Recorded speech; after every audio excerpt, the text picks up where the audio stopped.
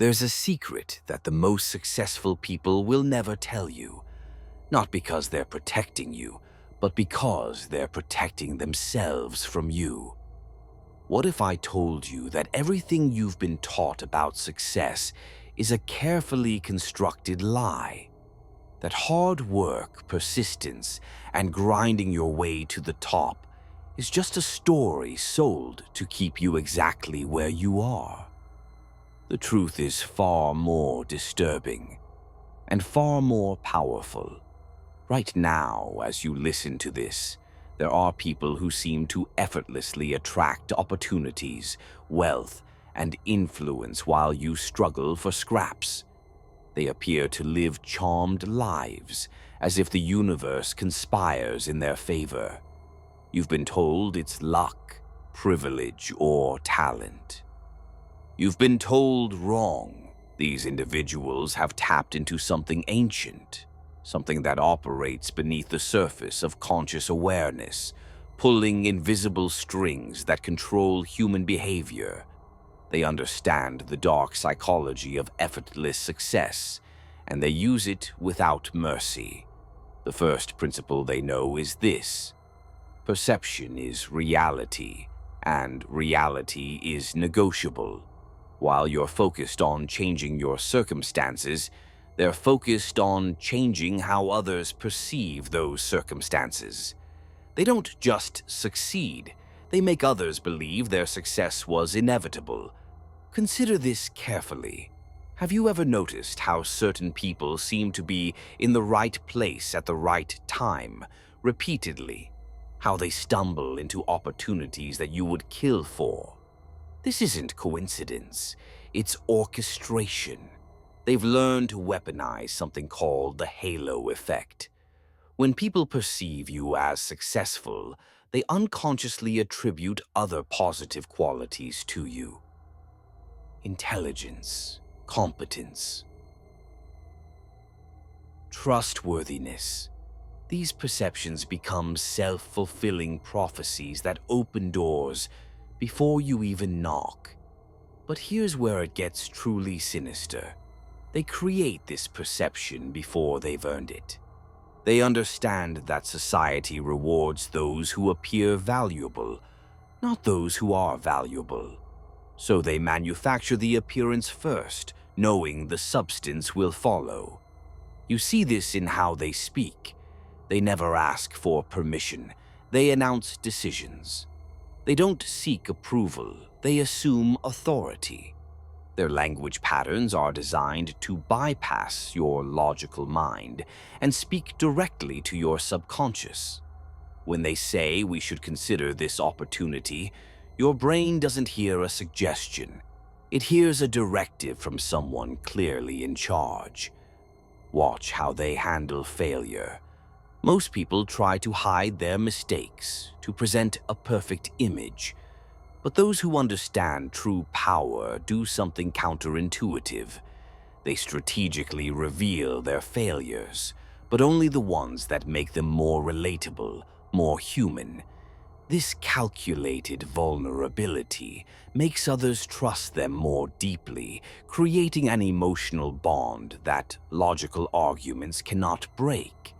They've discovered that people don't follow those who are perfect.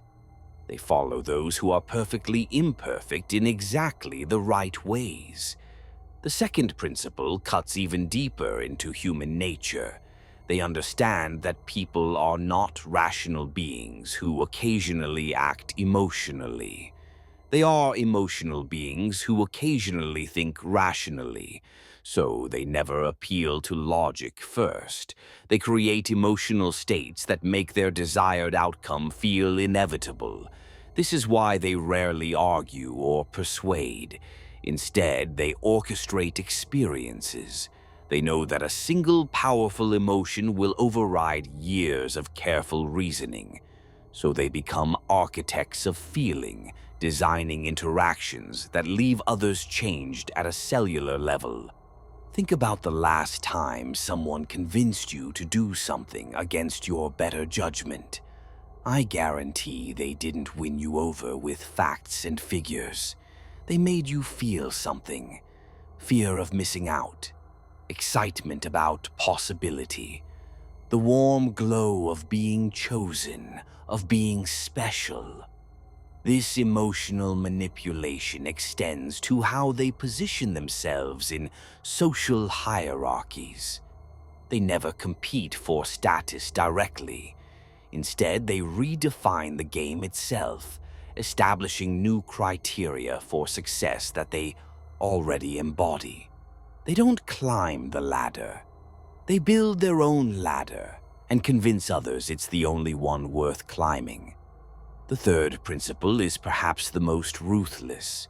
They understand that attention is the ultimate currency in our modern world, and they've learned to steal it without you even realizing it's gone. They don't just capture attention, they redirect it. When they enter a room, conversations shift toward them naturally, as if pulled by an invisible force. This isn't charisma in the traditional sense.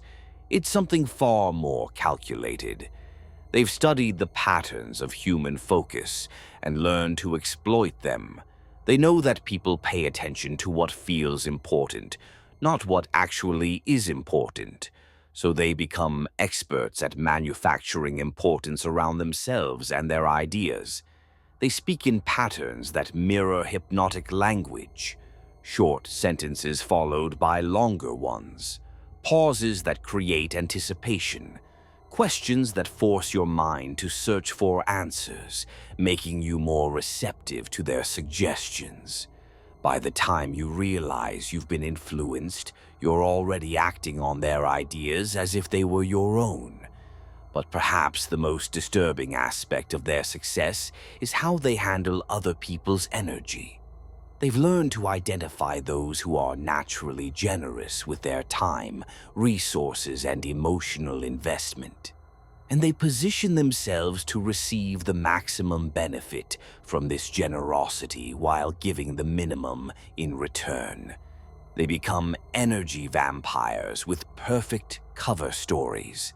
They make you feel like you're helping them, like you're a part of their success story. But look closely at the exchange. Who benefits more? Who walks away drained? And who walks away energized? They've mastered the art of making their priorities feel like shared priorities. Their goals become your goals. Their timeline becomes your timeline. Their definition of success becomes the only definition that matters. And you participate willingly, even eagerly, because they've made you feel like a partner rather than a pawn. The fourth principle reveals their true genius. They understand that power isn't taken, it's given. So they never grab for it directly. Instead, they create situations where others voluntarily hand it over. They make dependency feel like collaboration. They make submission feel like choice.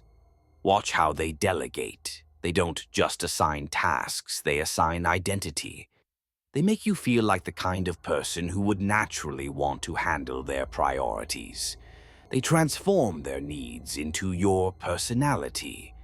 This is influence at its most sophisticated level.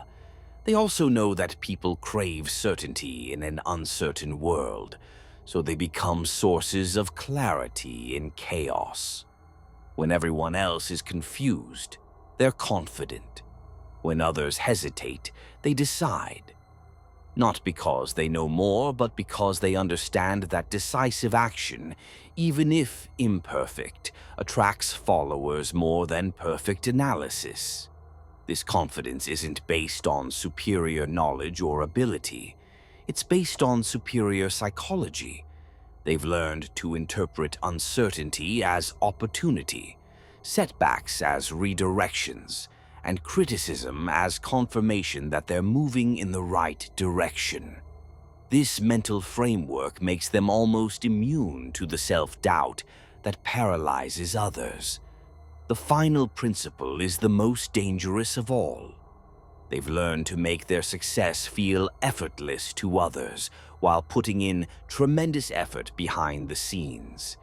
This creates a powerful mystique that others find irresistible.